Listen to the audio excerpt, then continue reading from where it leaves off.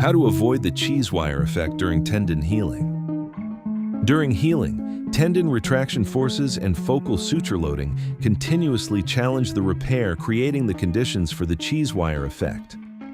Under cyclic loading, sutures may progressively cut through the tendon, compromising compression, footprint contact, and repair integrity. Mechanical engineering provides a straightforward solution: expand the tendon-side load-bearing surface, improve tendon retraction control, and promote broader force distribution across the repair construct. The following examples illustrate 4 repair strategies that apply these principles while preserving familiar surgical workflows. Option 1. By adding tendon-side buttons to your repair. The simplest approach requires no change to the surgeon's preferred anchor system.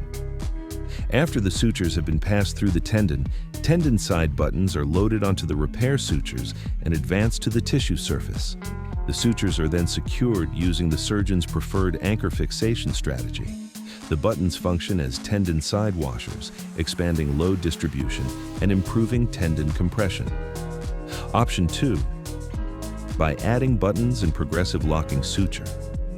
The repair suture is first loaded into the surgeon's preferred anchor system, and the anchor is secured within the bone as the central component of the repair construct.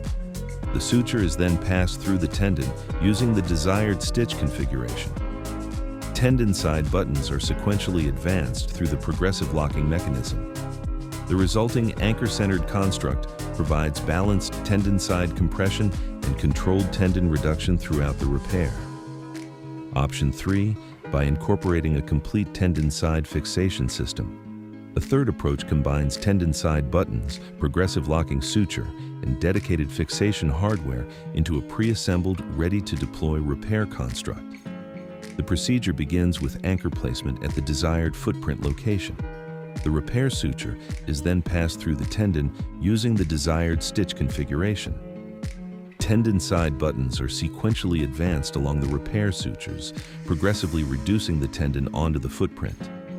Final tensioning is performed through the progressive locking mechanism to achieve the desired tendon reduction, compression, and balanced control of tendon retraction and load distribution. Option 4. By replacing anchors with a tendon-side transosseous construct. Transosseous tunnels are created through the bone and connected to establish a continuous suture pathway.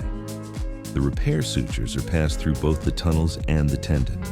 Buttons are then advanced along the sutures from opposite directions until the tendon is reduced onto the footprint. By combining transosseous fixation with tendon-side load distribution elements, the repair construct maintains compression directly where tissue control is most needed.